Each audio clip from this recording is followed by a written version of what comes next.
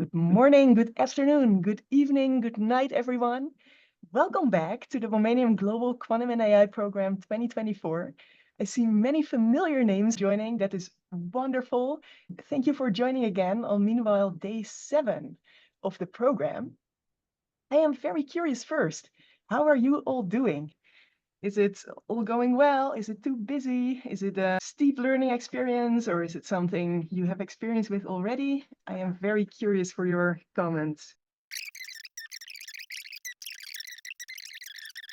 We have an exciting topic today. We will dive more into the applications and implementation of quantum annealing, practical quantum computing by Sara Jamous. It is my pleasure to introduce you, Sara. Sara Jamous is a senior technical content developer and instructor on the technical advising team at D-Wave.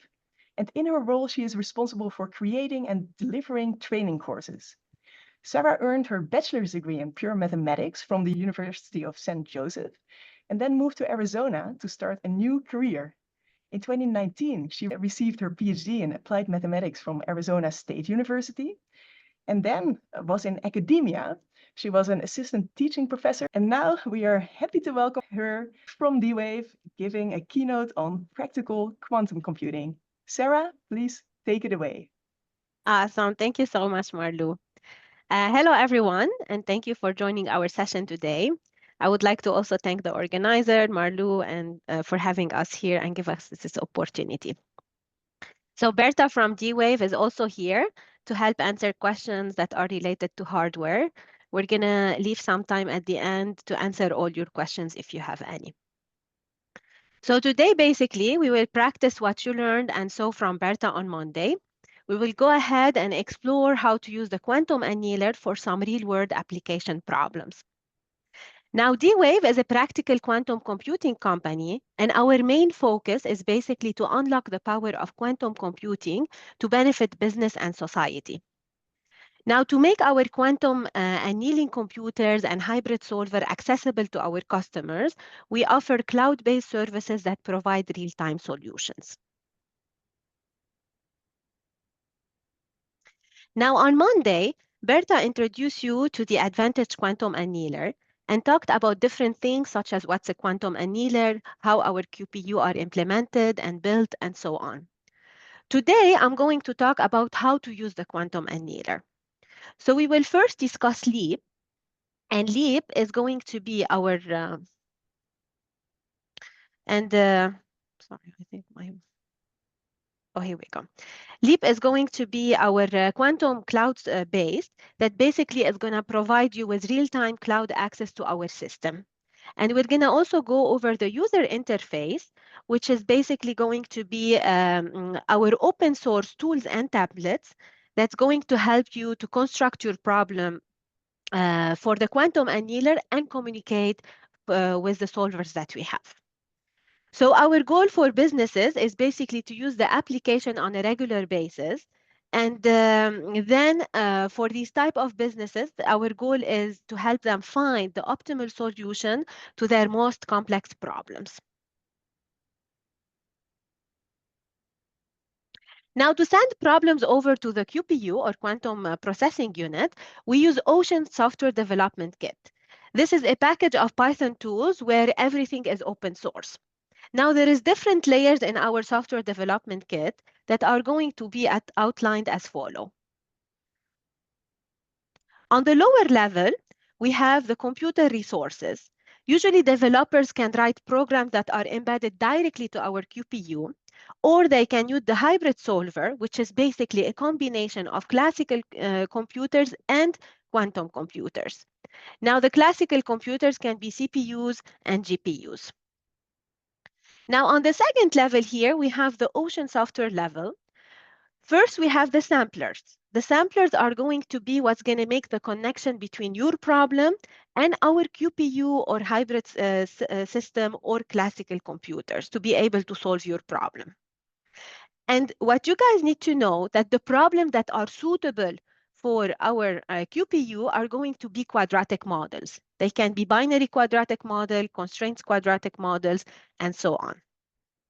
Now, the mapping method that will take different problems such as graph mapping, constraint compilation, basically are formulated as a quadratic model, and then you can use our sampler to connect these problems to our system.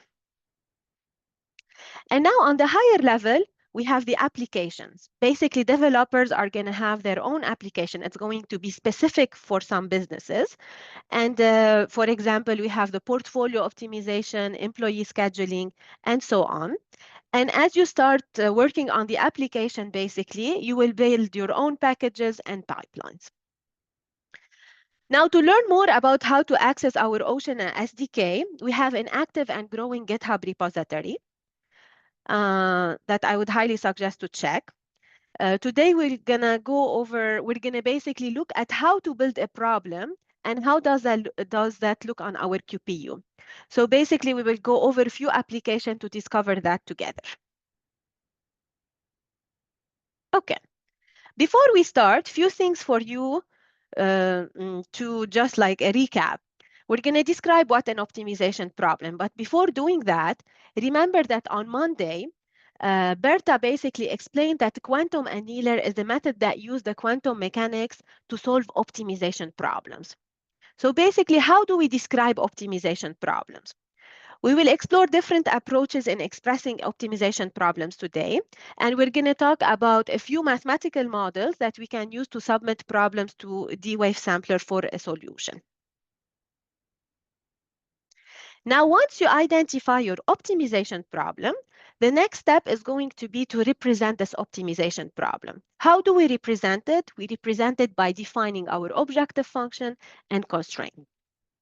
Now, the objective function is what we are trying to maximize or minimize, okay? It's something that we are trying to optimize. So the goal, every time we ask you to maximize or minimize something, this is going to be our objective function. On another note, the constraints are the rules that we have to follow. So basically, these constraints should satisfy our solution to be considered as feasible. Okay, these are the rules that we have to follow, so keep that in mind.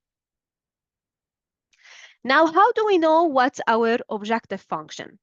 As we said, the objective function is going to be a real valued function whose value is going to be to maximize or minimize. Now, keep in mind that some problems might have more than one objective function. Okay, we are not restricted to only one. Also note that some problems might not have objective function and may instead only have constraints functions.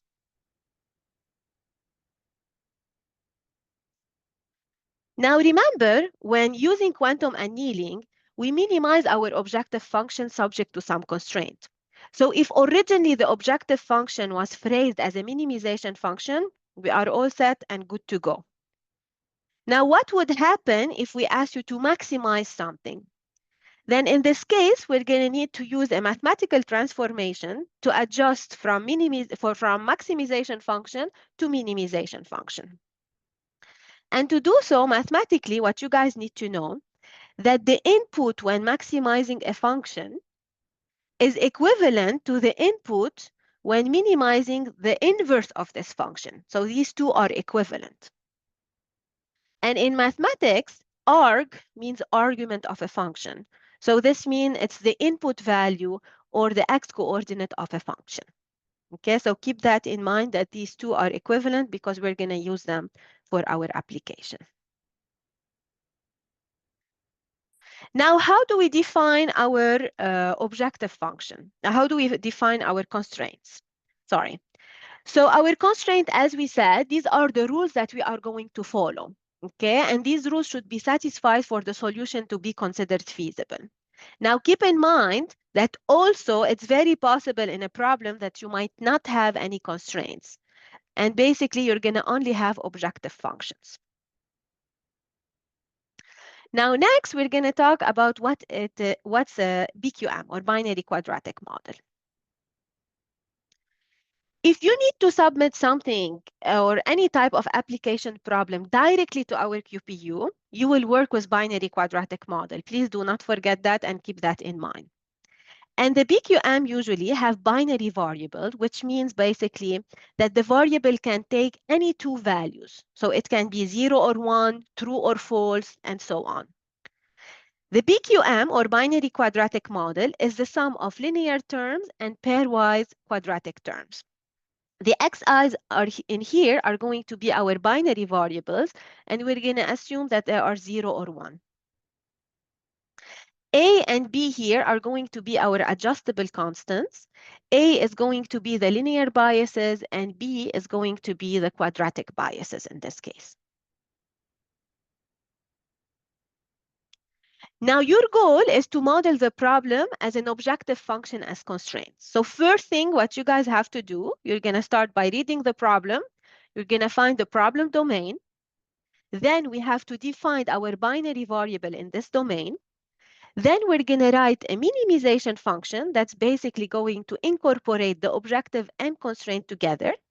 Remember, the objective is everything you need to, you want to maximize or minimize, and the constraints are the rules that you have to follow. And then when we bring them together, we have to write them in this following general form, where we're going to have a minimum of an objective function plus a Lagrange parameter, we're going to call it here gamma, times the penalty function or constraint in this case.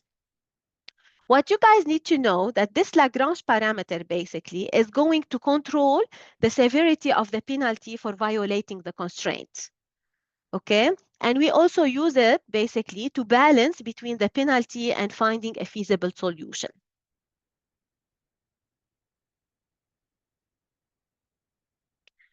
Now, to set the scene, we are going to look at a real-world example, and we are going to start with the antenna selection example. In this optimization problem, we will determine the best location to install new towers for a better cell phone coverage. So here, assume that a cell phone provider wants to extend their coverage over an area. Given that you have an existing towers, our goal is to see how we can maximize the coverage by building new towers without overlapping between these towers.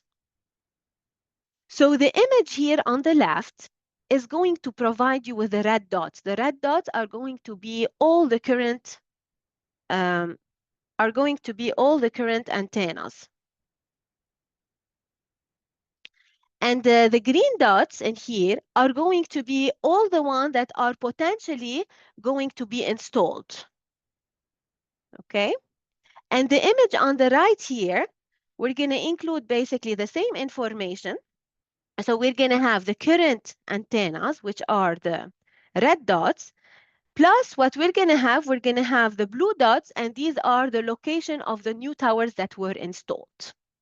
Okay, so the green one are the potential one to be installed, and the blue ones are the one that got installed or added in these locations. Now let's look at how we can set up this problem. We will start basically with a set of possible antennas locations. As you guys can see here, we have the dark blue numbered, and those are going to be the possible antennas that we can build. Now this antenna one, for example, is going to cover the area that is the following area here, that is a circle in green, or in gray, I mean. Okay, this gray circle is going to be the area that antenna 1 is going to cover. Same thing, this gray circle is the area that antenna 2 is covering. If these two are overlapping, we can see this white area in here. Okay, and remember, what do we want in here? So we can see that 1 and 2 are overlapping, 1 and 3 are overlapping, 2 and 3 are overlapping. We want to choose location to build antennas so they don't interfere with each other. Okay, keep that in mind. Now let's convert this problem into a graph. So basically it will be much easier to visualize what's happening. So here you need to know that each of these dark blue numbers are going to be basically mapped to the node of the graph. And if two locations are overlapping, as 1 and 2 are overlapping, Then we're going to draw an edge between them. 1 and 3 are overlapping, that's why we have an edge between them. 2 and 3 are overlapping, and that's why we have an edge in here. So edge means that the areas are overlapping between the nodes.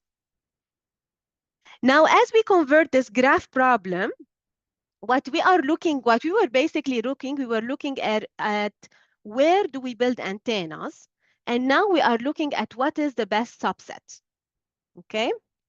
In this graph problem, that means basically we are looking for a subset of nodes with no edges between them, because our goal is to not have overlapping, so we don't want edges between them. And this is basically what we call an independent set problem. Now, how can we translate this problem basically to an optimization problem? So here, as we said, we're going to have the input. The input are going to be the graph of the nodes. And basically on these nodes is where the antenna are location. The edges are going to be if you have overlapping between these locations. And the objective function, remember, originally our goal is to maximize the coverage. So if we translate this to a graph, we are trying to maximize the number of nodes chosen. And the constraint was that we do not want overlapping between the antennas. And this is going to be translated to the set must not contain any edges. So the subset that we're going to find should not contain any edges.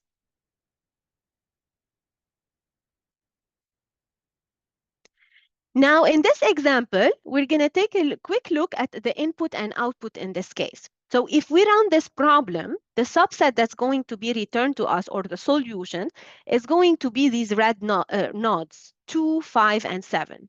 What does that mean? This means that at 2, 5, and 7, we have to build our antennas.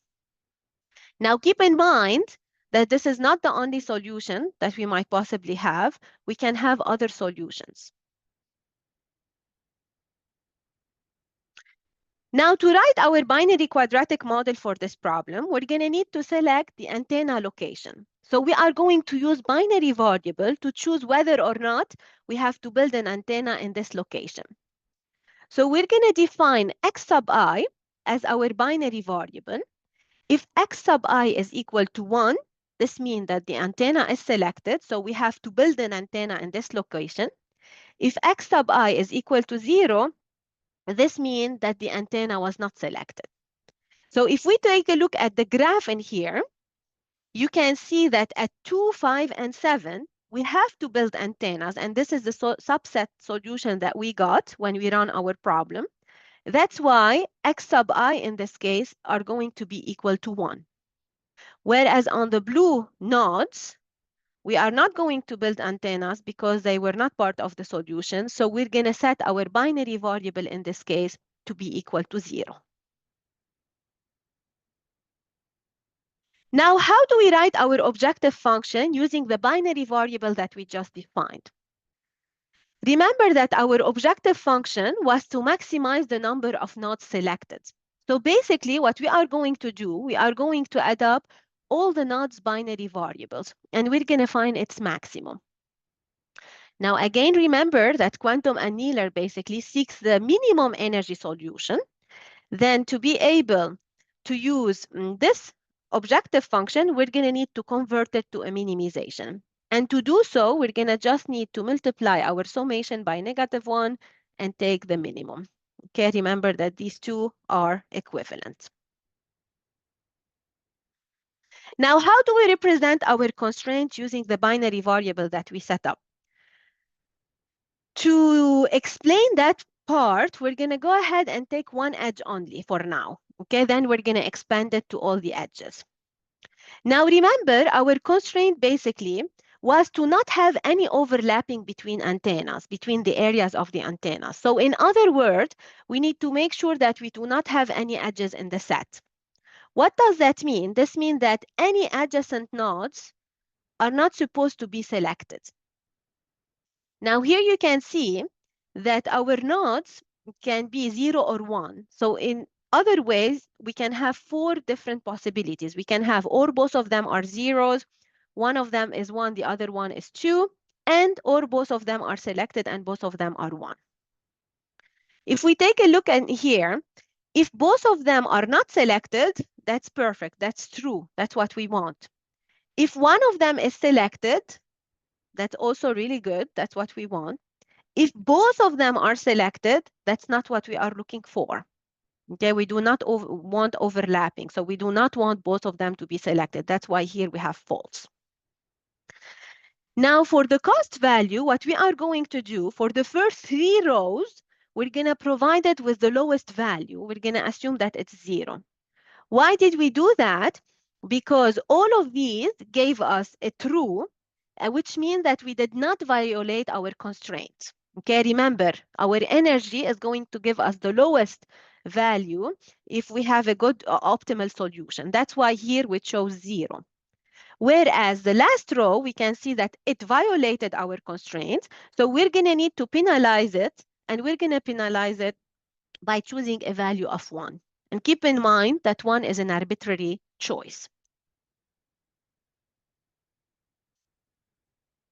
Now we want our values basically to get the general quadratic general form, which is going to be axi plus bxj plus c times the quadratic term plus d. How are we able to find which expression do we get in this case? What we are going to do, we are going to substitute each of the xi and xj value inside this equation. And then we're going to set this equation equal to our cost value. And by doing so, we're going to be able to find the values of our constants A, B, C, and D. So for example, in the first row, if we take xi and xj equal to 0, we plug them into this expression, we're going to only have D in this case. Then we set this whole equation equal to 0. So this means that D is 0. For the second row, if we take xi to be equal to 0 and xj to be equal to 1, we're going to substitute them in this expression. This means we're going to get b plus d, and then we need to set this whole expression equal to the cost value, which is 0. Now, since d is equal to 0 from previously, this means that b is 0 as well. And we're going to continue by doing the rest. So we're going to get that A, B, and D are going to be 0, and C is going to be equal to 1. So in other words, the expression that we're going to get if you substitute A, B, and D equal to 0 and C equal to 1, the expression is going to be xi times xj. Now remember, we found this expression based on one edge. And now our goal is to expand this basically and to make it a constraint for all the edges, not only for one. So what we are going to do, we're going to go ahead and sum over all possible edges in the graph. And in this case, our constraint expression is going to be the double summation of xi times xj.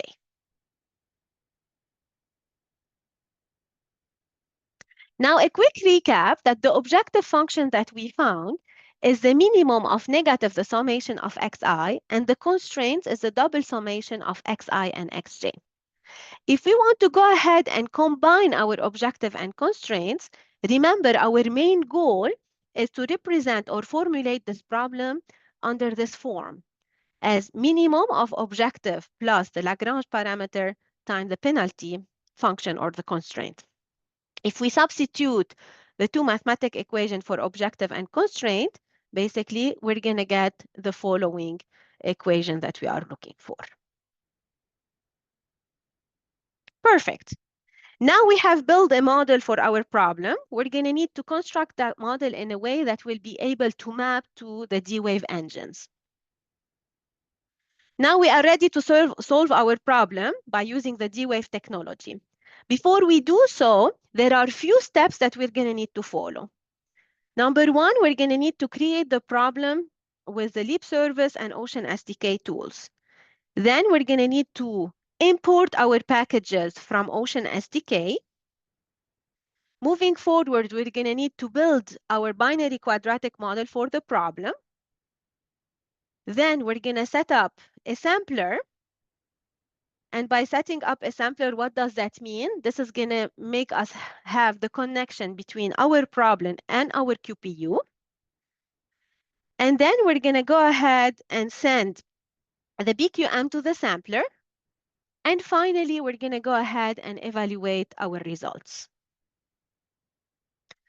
Now, remember, we already talked about that to send a problem directly to our QPU, we are going to use Ocean SDK. And as we said, this is a package of Python tools, and it's almost everything is open sources. So to learn more about how to access Ocean SDK, as we said, we have an active and growing D-Wave GitHub repository that you guys can access. And you can look at our Ocean documentations if you would like as well. Now to build our BQM, let's see how we're going to proceed with our code. So first of all, we're going to need to import all the packages to be able to access our QPU. Okay, these are the packages that are going to be needed. Next, we're going to start by creating an empty graph. Then inside this graph, what we are going to do, we are going to create the same structure of the graph that we saw in the slides. By doing so, we're going to go ahead and add edges to the graph. And once we add edges, it will automatically add the nodes as well. Okay, then what we are going to do, we are going to define our sampler that we want basically to use to be able to connect our problem to our system. Okay, keep that in mind. Next, we're going to create a BQM, and the BQM is going to be able basically to solve our independent set problem.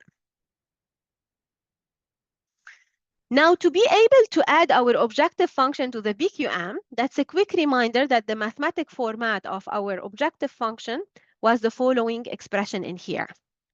We can see that this is a linear term, and we can see that the coefficient of xi are going to always be equal to -1. So the linear coefficient is -1. If we look at our code here, what we are going to do, we are going to loop over the nodes of our graph, and we are going to use the add_linear function basically to add the terms to the BQM, and our coefficient is -1 as we said. Now moving forward, we're going to see how we're going to add our penalty model or constraint. So as we said, mathematically, we found that our model, our constraint model is going to look like that. It's gamma times the double summation of xi, xj. We can see that this is a quadratic term, and gamma is going to be the Lagrange parameter. Gamma is going to be the coefficient of this quadratic term. So if we take a look at our code, we're going to assume that the Lagrange parameter is equal to 3. And we're going to go ahead and loop over the edges of our graph G. And we are going to use the add_quadratic function to be able to add the constraints to our BQM. And here you can see that the coefficient that's going to be used is going to be Lagrange. The quadratic coefficient is Lagrange. Now, to submit the problem to our system, basically, we are going to use the sample set. And then what we're going to do after that, we are going to evaluate the results that we are going to see. Now, let's take a look at this example through an IDE. I'm going to here stop sharing for a second because my computer is completely for some reason. I apologize for that.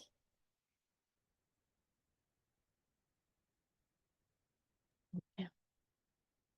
Take your time, Sarah. And Can you? we could do a few questions in the meantime. Abibat from USA asks, what informs the choice of the value for the Lagrange parameter? Sorry, what was the question? What informs the choice of the value for the Lagrange parameter? Then let me run the code and I will tell her in a minute, Marlu. Oh, great. Yeah, Okay. and multiple people are answering to each other. Any question in the very beginning? Let me move there. Razin Uddin from Pakistan asked, can Can we formulate semi-definite programs also in terms of such an optimization problem, or only linear programs? We can also do both. We can do both of them. For the semi-linear, you're going to see, we're going to be actually talking more about that in a bit as well. And what you guys have to know is like basically we're going to talk about the constraint quadratic model in a few minutes, and you're going to see how you can basically submit all your constraint model directly to the QP to the model, so you do not need to submit something directly to our QPU, and that this might be able to help. Maybe Berta, if you have an answer as well for this. No, sorry, Sarah. Okay. And can I ask you two more quick questions? First question, is it possible to find a local minimum using BQM? A local minimum? Yes, it is possible to find a local minimum. Usually the answer will provide us with the global minimum, right, Berta? Yeah, or like a low energy minimum. Yeah. Yes, basically. Yeah, it's possible. Great. And then the last question before we proceed. Archit from India asks, why does the penalty function have to be of the form a xi plus b xj plus c xx plus d, etc.? Are there any other forms? Remember that to be able to use our QPU, basically, you have to use quadratic models. So that's why basically we're going to have to be able to transformate our problem into a quadratic model. Fantastic. And you get a lot of compliments from people. Nagar from Turkey says, she's such a good presenter. Wow. Oh. So we can't wait for you to continue. Thank you, and please Thank go you. ahead. Yeah, can you, Marlu, actually, can you see my screen with the code? Yes, including Okay. the cursor. Okay, perfect. So if we look in here, we can see that we imported all the packages for the QPU, and we already talked about that. If we scroll a little bit down, we can see basically that we have the set underscore sampler function. In this function, we are going to instantiate basically the sampler. And remember, the sampler is what's make the connection between our problem and the QPU. And then we are going to create an empty graph, as we said. Then we're going to fill it with the structure of the graph that we saw in our slide. And then inside the build underscore BQM function, our argument are going to be the graph G and the Lagrange parameter. We're going to start by building a BQM. And then what we are going to do, we're going to add the objective function as a linear term and the penalty model as a quadratic term. Moving forward, to be able to solve the problem, we're going to need to submit our problem basically to the sampler to find the lowest energy that we are looking for. Okay, now if we run our problem and we check basically which subset is going to be returned as a solution, we can see that the maximum independent set size is going to be equal to 3. And in location 2, 4, and 7, we're going to need to build our antennas. If we take a look at our figure, this is the graph that we set up originally. And we can see that here is where we have to build our antennas. Now, remember, this is not the only solution. So if I go back and run my code one more time, hopefully I'm going to get another solution. Awesome. So here we can see that we got 2, 5, and 7 as a solution. If we go back to our solution, we can see that this time it's 2, 5, and 7.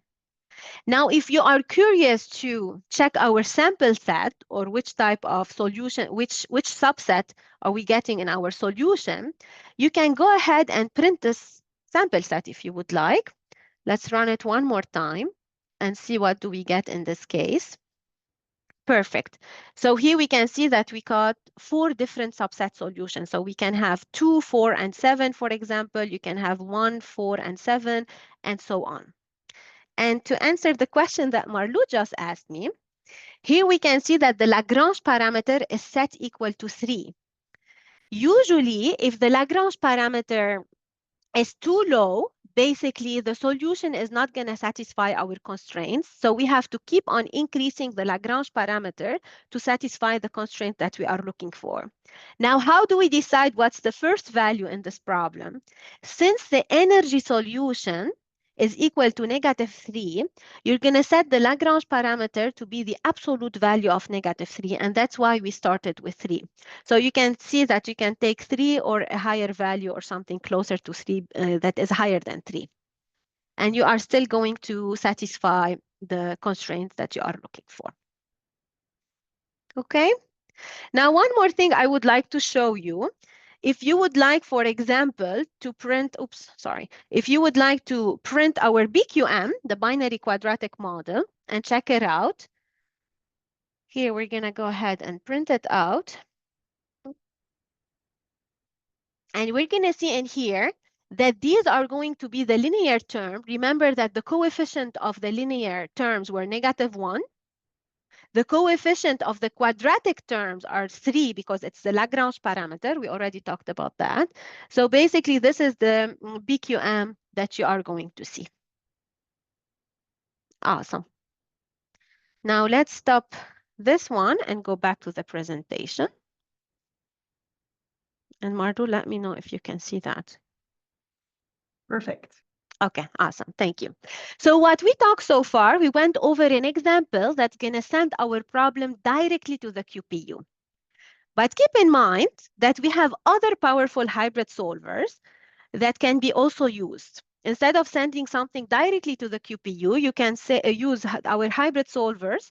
And basically, we have the constraint quadratic model solver, we have the BQM solver, and we have different ones. The constraint quadratic model solver, it's the more native representative problem. Why is that? Because usually when you can formulate the constraint directly into the CQM. So you do not need to change your problem to a penalty model, then do some transformation to formulate it for the QPU. You can send it directly to the CQM and you're good to go. So in other words, the best hybrid choice for the constraint problem are going to be the CQM in this case. Now, something else that is perfect, that is for the CQM, we do not need to have only binary variables. You can have binary, you can have integers, you can have real or constraint variables, and so on. And the constraint in this case can be inequality, equality, and weighted constraints. On the other hand, we have the BQM, the binary quadratic model hybrid solver, which is going to accept up to 1 million binary variables. Now, this is an unconstrained solver, so you're going to need to add the constraints, not natively, so you're going to need to reformulate it into a BQM model to be able to submit it to the following solver. Now, a quick example in here, we have the Multiverse, for example, company. They used our hybrid solver, and their goal was to maximize the return in a portfolio management. So their problem basically was that the market volatility is driving some uncertain economic conditions, and basically we are having higher transaction costs and lower returns. So when they used our hybrid solver, we can see basically that this helped them improve the portfolio diversification and rebalancing. And from a business value, they achieved a 60% return on investment and 15% on, with 15% volatility.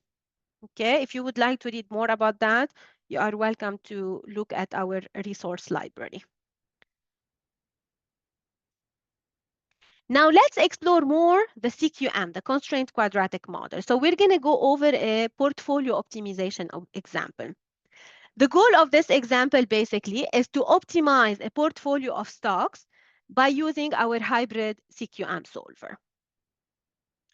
So in this problem, what we are going to do, we are going to find the optimal selection of stocks over time that's going to basically maximize the average return and minimize the variance between the stocks. So what are we given? We're going to assume that we are given a 2 years data for 10 different stocks.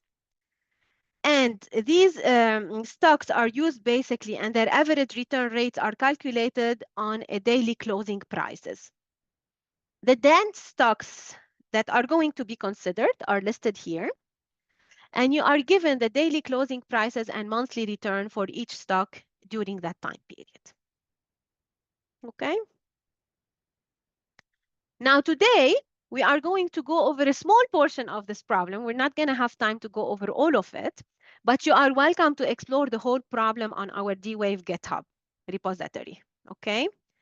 Our goal for today is we are going to build basically a basic optimizer that selects two stocks in order to maximize the return. So the input in this case is going to be the list of stocks under consideration.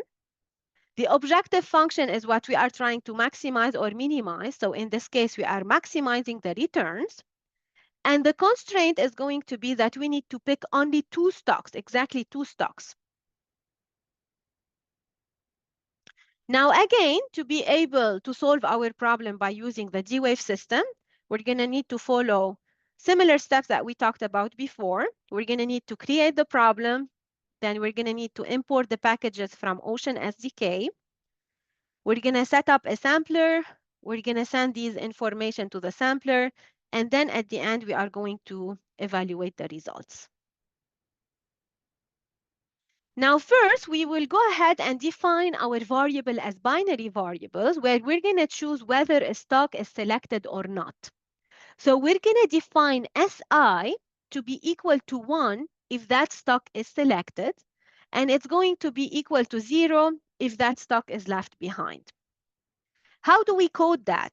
So first, what you guys need to do, you're going to need to import our binary variable type, and that's why we imported binary in here.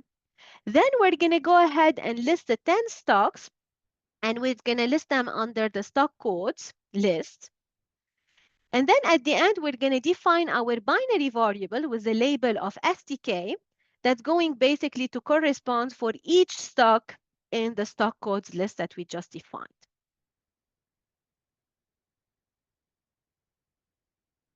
Now, to set up our model, we are going to also import the constraint quadratic model, and then we're going to instantiate that CQM model.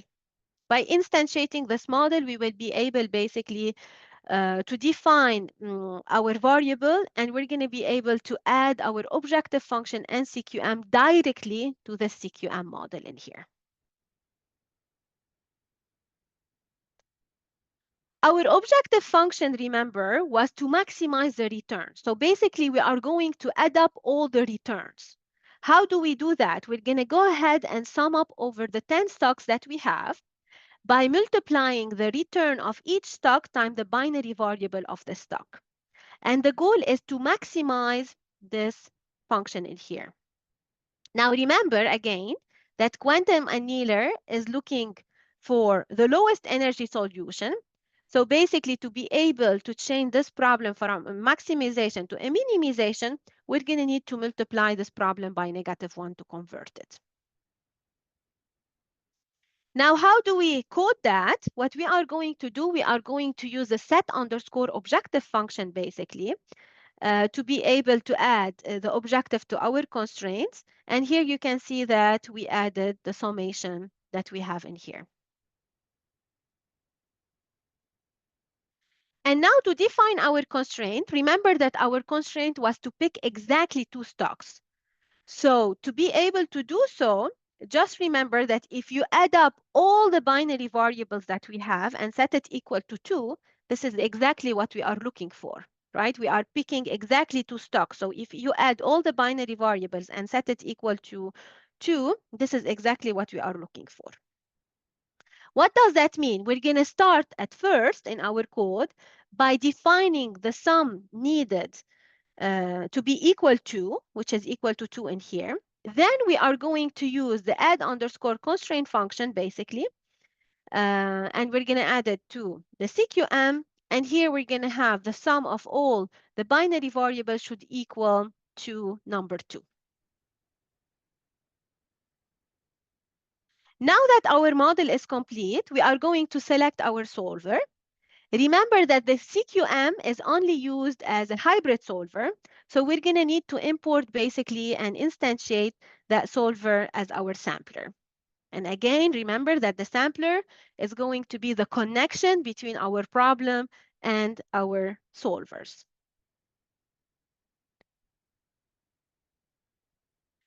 Now here, the last step that we're going to need to do basically to solve the CQM, we're going to need to send our problem to the sampler. And here we can set it under sample set. One more thing to never forget is you should always evaluate the results that you get. So basically, you should inspect whether or not the sample that you got met the constraints and investigate if you got exactly 2 stocks provided for the lowest energy solution that you are looking for. Now let's look at this example through an IDE.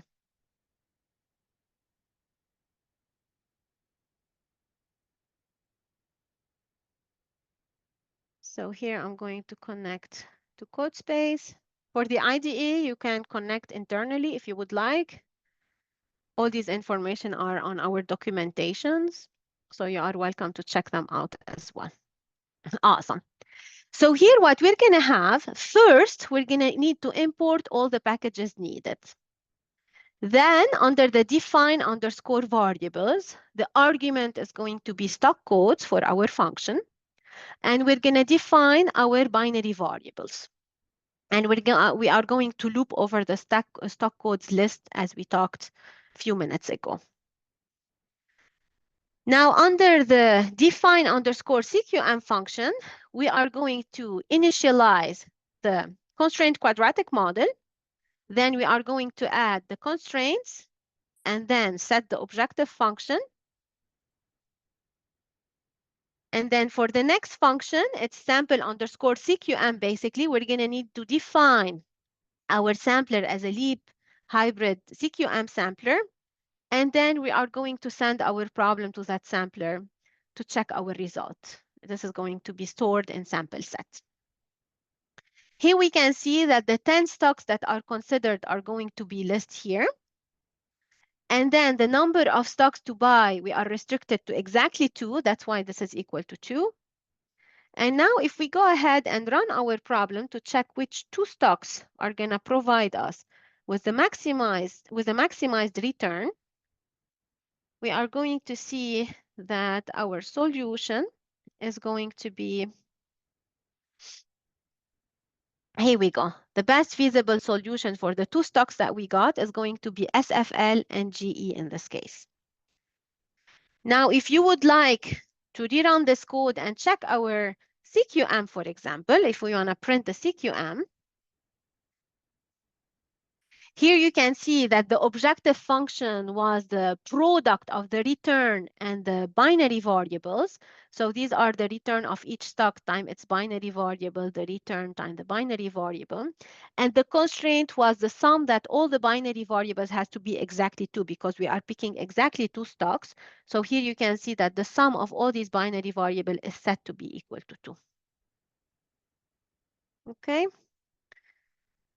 Now we have few more slides just to summarize what we talked about. So a quick recap that the hybrid solver basically can accept an extremely large problems with many variables. What you guys need to know that the hybrid solver service basically contains a portfolio of heuristic solvers that's going to be both the quadratic and the classical resources. And by combining both of them, you are going to be able to obtain the best results to your problem. And keep in mind that the easiest and most general solver that you can use on our hybrid solver is a CQM solver. It's a supported constraint problem that basically accepts real, binary, integer, or continuous variables. And by using our hybrid solver, basically this can be more efficient than sending a problem directly to our QPU. On another note, if you decided to send something directly to our QPU, to be able to connect with our QPU, the first thing you're going to need to do is to use a binary quadratic model. So you need to define your variable as binary variables. Then you are going to need to formulate your problem as a binary quadratic model, as a BQM. Now, thank you for listening. This is my email address if you have any questions. Again, as Berta mentioned on Monday, We have free LEAP access. If you guys would like to sign up, we highly recommend to use the following link. If you would like to look for some career opportunities at DWEV and apply for few jobs, this is the link below, and we have other resources in here. Now, before we move into questions, we just want to let you know that at DWEV we offer trainings courses. We have the Foundation for Quantum Programming, and what you guys have to know that this is an optional prerequisite course for core course. It's optional, so it's not required. Basically, it's going to provide you with what's a math symbol, what's variable, what quadratic model, what's an objective and constraints, how do we convert constraints to penalty expressions, and things like that. And also we have the basics of Python. This course is going to be a self-paced online course, and you have to complete it within 6 months. Whereas the core course is going to be a course that runs once a month. The first week, we are going to provide you with instructor support for 1 hour a day. We have office hours. And the second week is going to be a grace period for you to complete the course. The core course is more advanced. So basically, you're going to learn about Ocean SDK, all type of our hybrid solvers, how to transform things into a cubo, what's a penalty function, and so on. And if you would like to have more access time for our LEAP account, then you can buy our bundle. This will give you more access. And just to say thank you for having us here, we're going to offer 10% for everyone who would like to take this training, but you have to sign up before July 14th, and make sure to use the following code, WomaniumQ, to get the 10%. And thank you. Fantastic. And thank you, Sarah, for this really amazing, very clear presentation. An Thank you. applause from everyone, and there is a lot of positive feedback on the Discord. Thank I you. will continue sharing questions with you. The first question was earlier on when you showed the demo. British from the US asks, what do you mean by energy number? And then Mariah says that that energy number was a column on the solutions and it had a value of -3. But people were interested what that -3 and that value overall meant. Okay, maybe it would be easier to check the portfolio optimization in this case. You guys can see if we run our sample set in the portfolio optimization, you can see that you can have multiple solutions. Give me 1 minute here or 1 second. Oh, here we go. So this is the sample set I think that you are asking about. In this column, this is going to be, remember that the quantum annealer, to provide you an optimal solution, is going to give you the lowest energy.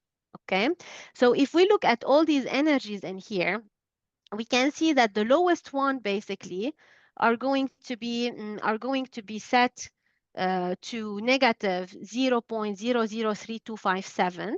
And we can see that all of them are going to provide us the two stocks that we found in our solution, which is GE and SFL. And you can check that some of them are going to give us a higher solution. The higher solution are not going to be the optimal solution that we are looking for. So we always have to look for the minimal solution to be able to see what is our feasible solution that we are looking for. Great.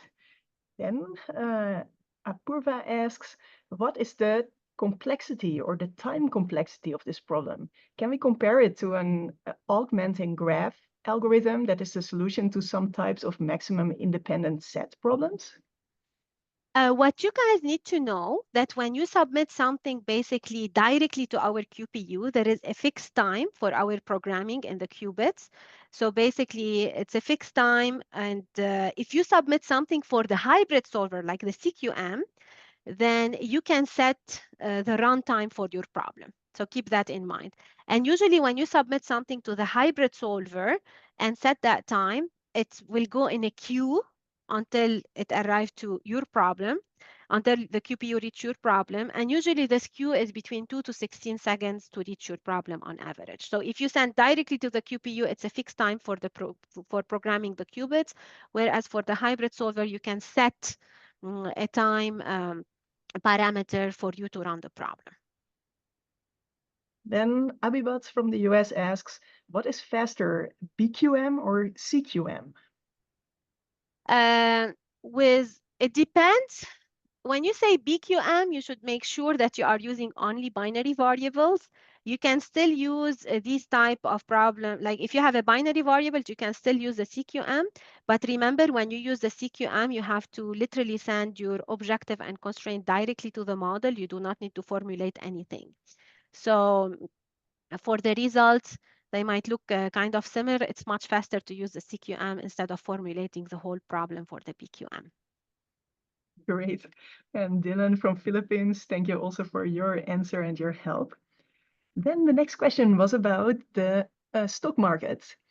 Ritish from the US asks, can the D-Wave technology be used to predict future stock prices or only tell which stocks to buy? We have some problems about risk management. And if you would like to check them out, actually, let me show you here. Can you guys see our page on Leap page? Yes. Yes. If you go to our D-Wave page, which is here, which is dwavesystem.com, if you go to Learn, you are able to see all the feature applications that we already used at D-Wave. You are welcome to check them out, and you can split them into industry. So if you would like to see some financial services like the portfolio optimization, you can check all the applications that we have.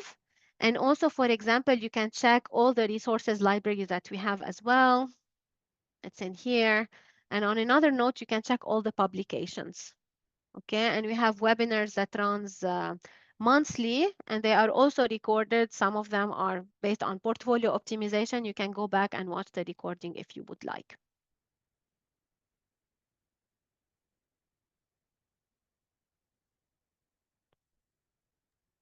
People are more interested in the stock predictions. How is the Okay. accuracy of the CQM for stock predictions? People Oh. ask.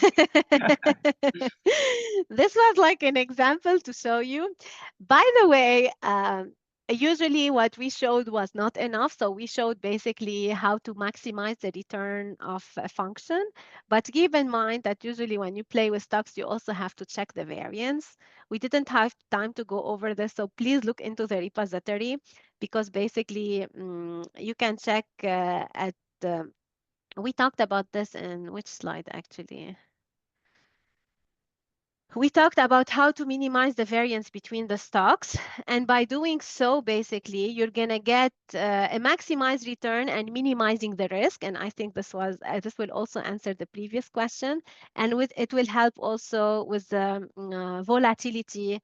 It will reduce the volatility that you guys are looking for to make money. Fantastic. Then there is a question, can an image classification problem be formulated as a BQM or CQM optimization problem? Image classification. I am not sure, honestly. Maybe you can email me that question and I will ask the team. I do not know if Berta has an answer for this. I do not. I think we have members of our team that can answer that, though, for sure. Yes, yes. So feel free to email me and we will for sure answer you back. Yeah, wonderful. This is for many physicists among the group a very relevant question. Great, and welcome back, Berta. I will spotlight you for everyone as well. Thank you for this great teamwork for Q&A. There is a question from Abibat from the US. How sure are we that this is the global minimum? I think you have the answer to that, Berta. Yeah, so we're not sure. So sometimes we don't find the lowest minima, we find a low energy point, but it's better in a lot of optimization problems, it's better to find like an optimal solution in a certain time that's to not like find the best or like the best solution in a very, very long time that maybe you don't need the problem anymore. Great. Then a question from Sina. What makes D-Wave unique in the quantum world? And I would personally also like to ask you to expand a bit on gate-based quantum computers, to which extent Can you call this also a very good quantum simulator? Yeah, the principles are very different than for what most of the others do. Could you expand a bit on this? I don't know. Berta, do you want to take this question since it's more related to hardware? So this is my point of view, is that D-Wave chose quantum annealing because at the moment it allowed to scale, and we started D-Wave started building the quantum annealing long ago, and in that time we earned a lot of knowledge on the materials, on on the scalability. We have like so much multiplexing going on, like so good devices in there.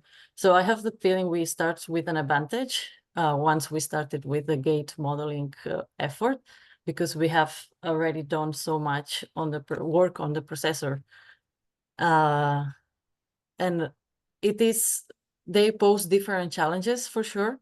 Like one of the reasons why we can scale so much is because the noise affects us differently, affects the quantum annealer differently than the gate model.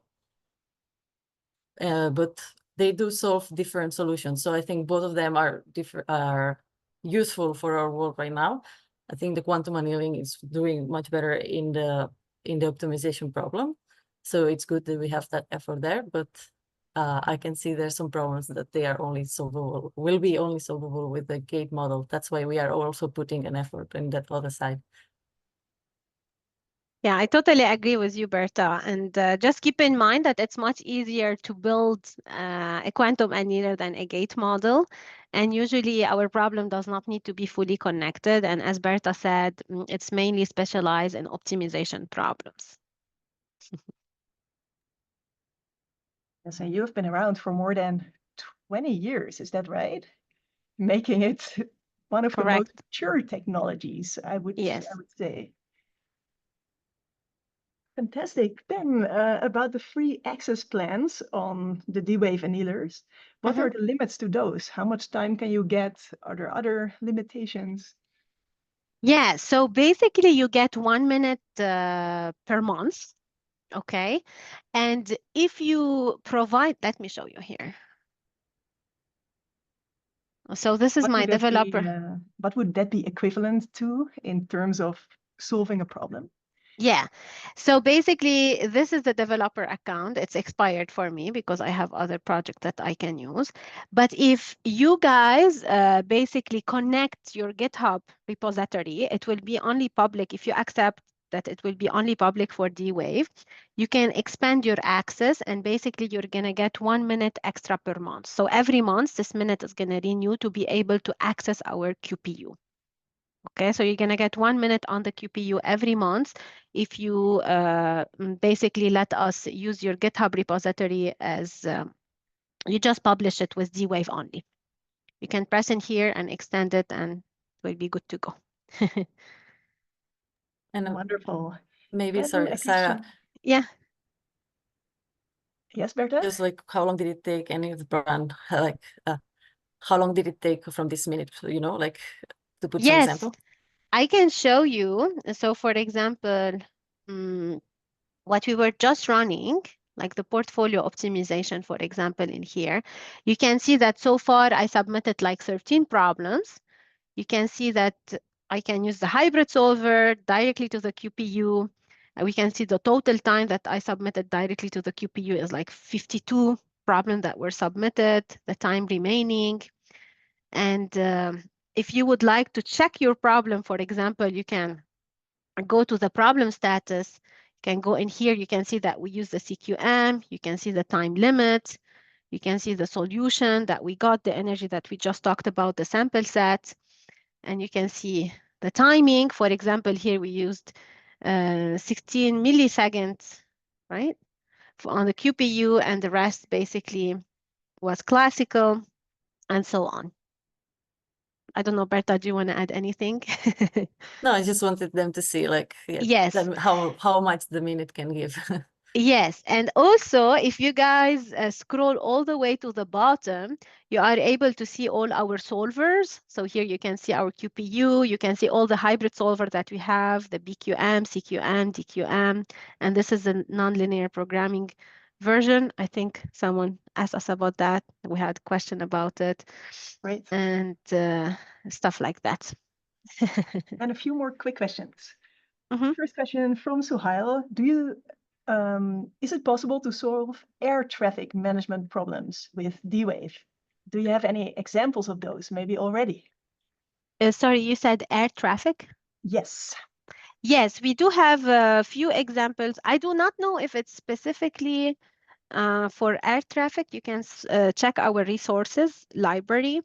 I know we did a lot of things for basically routing, like car routings. We have actually, yes, we do have airline hubs. That's now that I'm looking at our resources. So we have some airline hubs. We do a lot of vehicle routings. We did a lot of flight gates, basically routings to make sure that the gates are not wasting time to park and stuff like that. So Yes, I yes, we remember do. also an example about the passenger flow at Frankfurt Airport, for example, in Germany. Correct. Yeah. Then the next question from O'Brien from Kenya. Can you discuss the scalability of D-Wave's quantum annealing systems? How can they be adapted to handle increasingly complex real-world problems? Yeah, I think this is for Berta.